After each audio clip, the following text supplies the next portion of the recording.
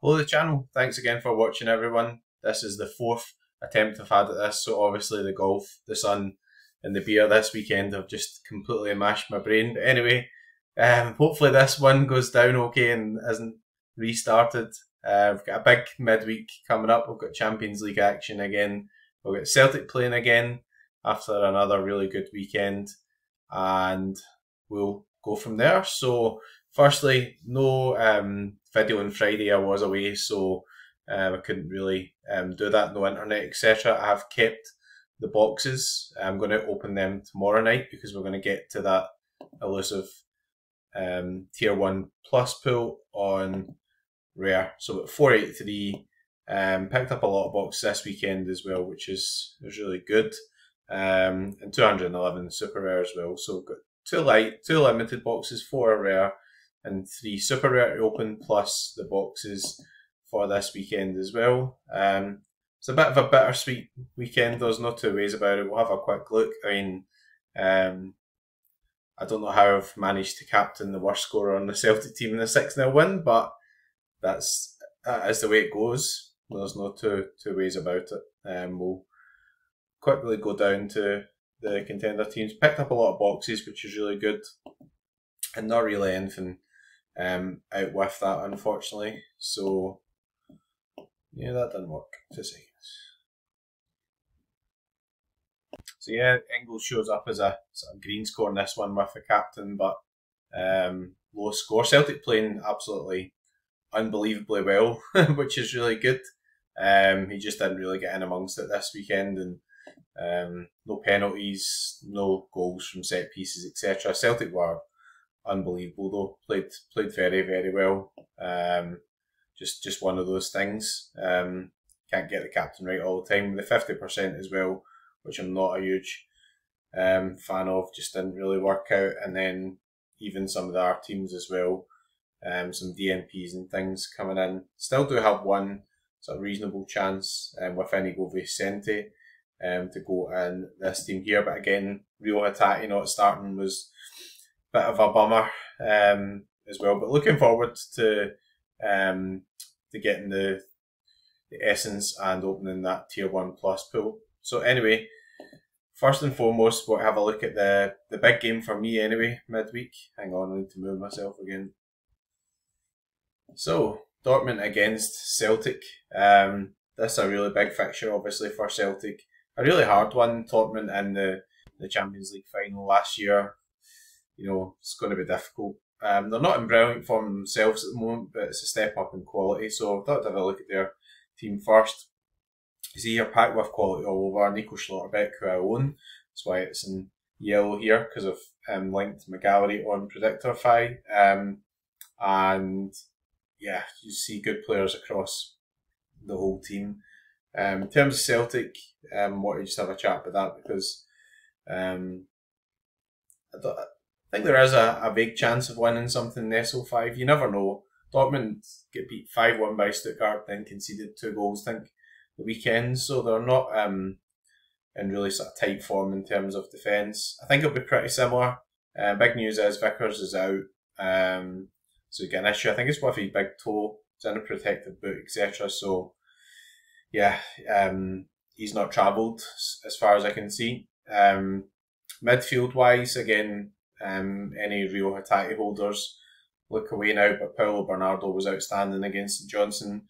When I seen the lineup, I was wondering whether maybe Hatate had just been rested for this game, but when you see a performance against St Johnstone from Bernardo and the performance he had against Rangers as well earlier on in the season, he must be on the verge of sort of forcing his way in there. So I think there'll be some rotation in there. I don't see McGregor obviously getting dropped, and Engels was really bought for nights like this. He's played in the Bundesliga before, and I'd be pretty shocked if he didn't start away from home with the type of sort of quality, power, pace, all that. So I'm getting into Brendan Rodgers buzzwords here.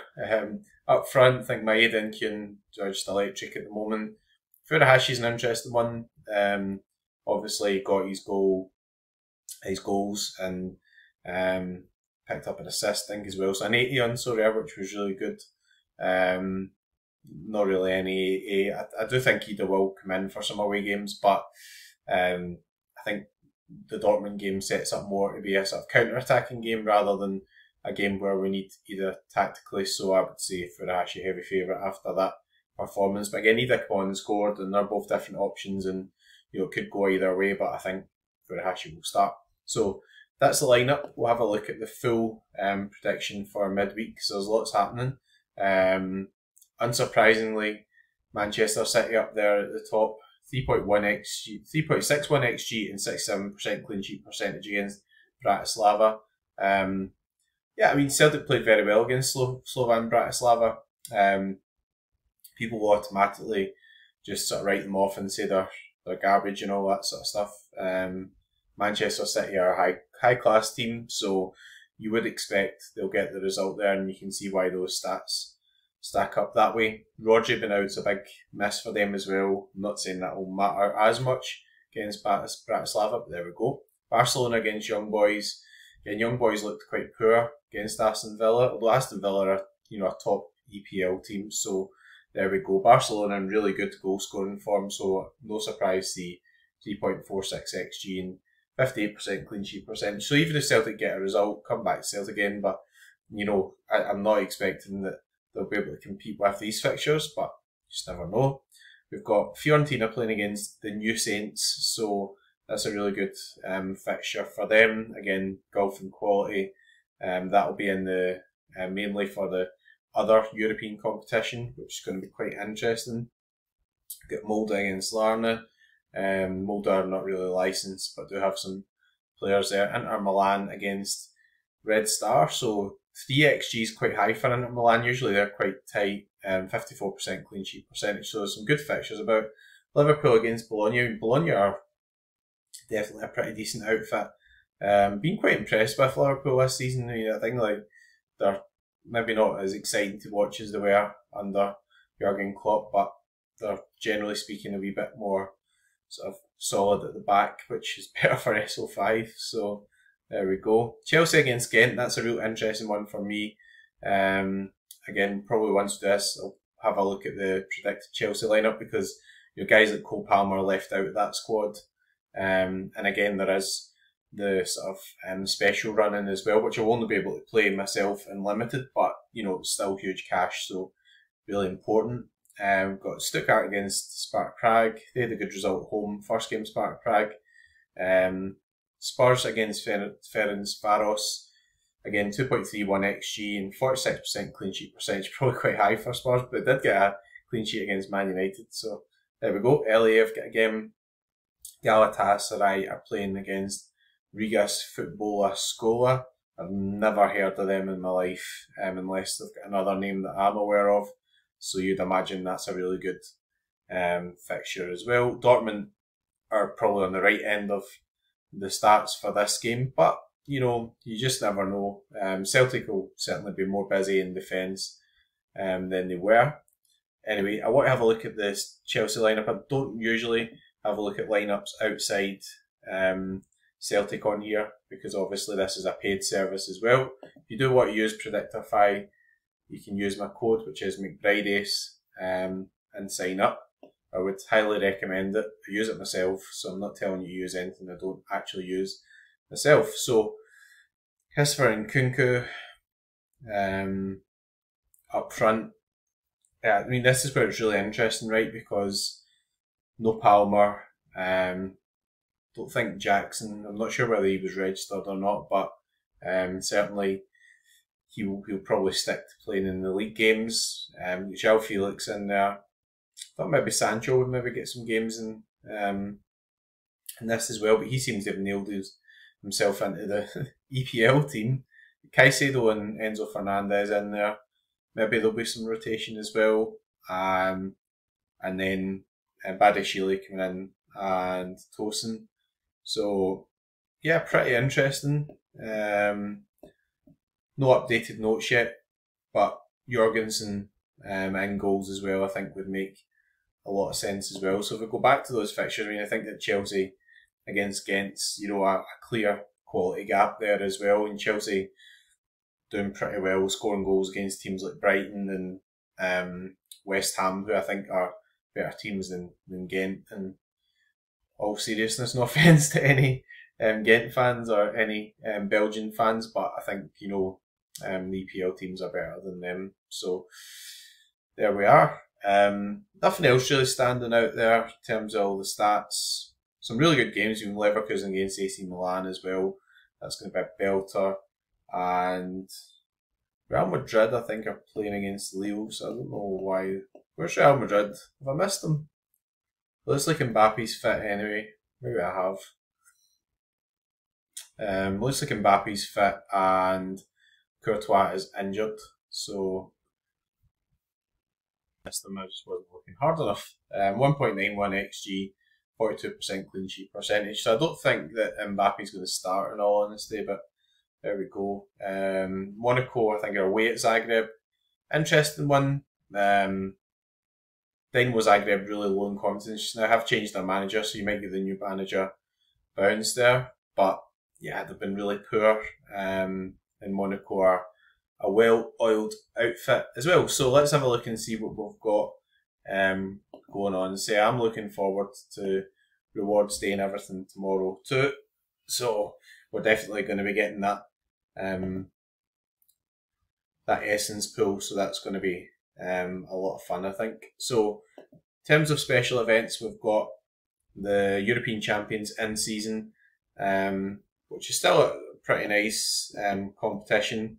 So £1,000, $1,000 for first and limited, $2,000 for first in rare, and in super rare, $2,500 for first. The reason I'm showing you that is because the Europa League and the conference is a real sort of big special. So you've got $1,500 for first in limited plus a star, and then in rare, $4,000 for first and a star, $2,000 for second, even $1,000 for the podium, but not a star. So that's a really, really good competition. We'll pick a Chelsea lineup anyways, see how much of a mess I can make of this.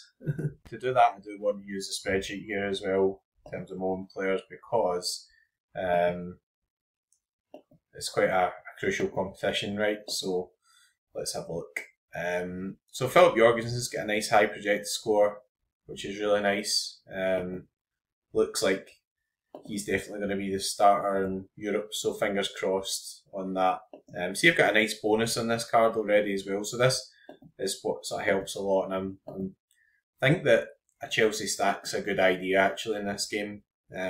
Guess you've got to pick the lineup, but yeah, that's what it is. Again, Celtic players are featuring quite high up. The issue with this is probably just not enough data for the Champions League yet, so that will drop as the Champions League games, you know, come in. You see Zagreb are quite high up as well, but again, playing against Monaco, I wouldn't expect them to score that well. So Chelsea players wise, Cucurella, Tosin being the centre back is kind of quite interesting. I think he started one of the games in the league recently, so just taking a worry, like, is he going to play here? Don't think he didn't play against Brighton, so that's quite interesting. Nice high projected score in there too. Midfield wise, Caicedo's been scoring very well, so that is pretty tempting. Again, will he play? He's been playing in the sort of the EPL team, if that makes sense. So, you know, I want to go with someone from Chelsea, but who is there that's a bit more solid? Viega. I suppose he could put in a good performance. He's a mid card, but he's playing at fullback, so that's interesting. I think Dewsbury Hall's definitely got a chance of starting. Moses Caicedo, yeah, interesting. Going to go for a peak because he's been scoring really well, so I think we've got to do that. Up front's where it's going to be a bit more difficult to call. So Nkunku is definitely, I think, one to put in. Might go for double defence as well. Get the centre backs right, then, you know, quite interested. If memory serves me right as well, Nkunku took the penalty in the qualifying as well. So I think that, you know, from that point of view, he's going to be the captain pick. And we'll go with prediction at the moment, go for Badiashile. Centre backs could score pretty well in this game. Home game, you expect them to be in top of Ghent. Christopher and Kunku captain, and say really, really good prize money for. Oh, I've got a new animation. Not seen that before, but I have been drunk all weekend, so there we go. Is that going to come up every time I enter our team? That's going to be fun. Right, let's set the old Celtic lineup as well, because I know a lot of people do rely on these predictions, etc. for that, and we'll see how we can come up with something that might be reasonable enough. So Kasper Schmeichel's going in goals. There's no two ways about that. You need at least 4 in-season cards here as well, so that's what it is. I think in terms of scoring, I think Alistair Johnson's probably the most suited to this level. He was in the Copa America team of the tournament. See, I could mix it up, got guys that use like Gvardiol, but then we're entering into Pep Roulette as well. Also a nice special card there. So we've got some other options in this competition. Maybe not so much at goalkeeper level and limited, although I could. Martinez against Bayern's quite a difficult one. Trubin against Atletico Madrid's an interesting one because I'd imagine he will be relatively busy in that game, but playing at home, don't really fancy Peter Vindal away at Stuttgart either. So we'll just put a Celtic stack in anyways. Midfield wise, going to be quite an interesting one. Again, Engels has played in the Bundesliga before, so I'm just going to make a complete mess of it again. Who knows? Bernardo, his argument for playing Bernardo could get more defensive type contributions, etc. Interesting. Or it could be an argument just for not running the stack at all, right?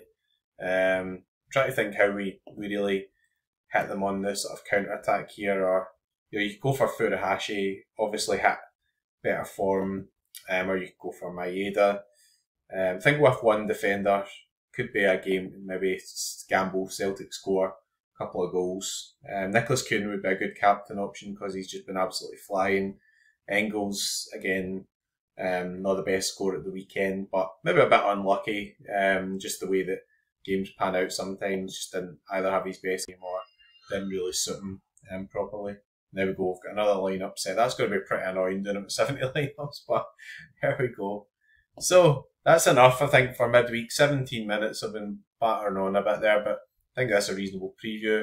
I'm just going to go and make a mess of my Real Madrid team again, because I seem to make a mess of that every time. So there we go. Maybe I'll just play Mbappe. Just hope that he starts. We will be opening these rewards boxes tomorrow night. Won't be a huge rewards opening because said in terms of Engels, that's really sort of killed it, being the captain choice. But another 30 boxes coming, so that is still pretty good. Take us right over the threshold for rare, and we'll see who we get as the tier 1 Essence Plus pool. Anyway, that is enough from me. We'll see you all again tomorrow night, and if you're playing midweek, as always, good luck and go fuck.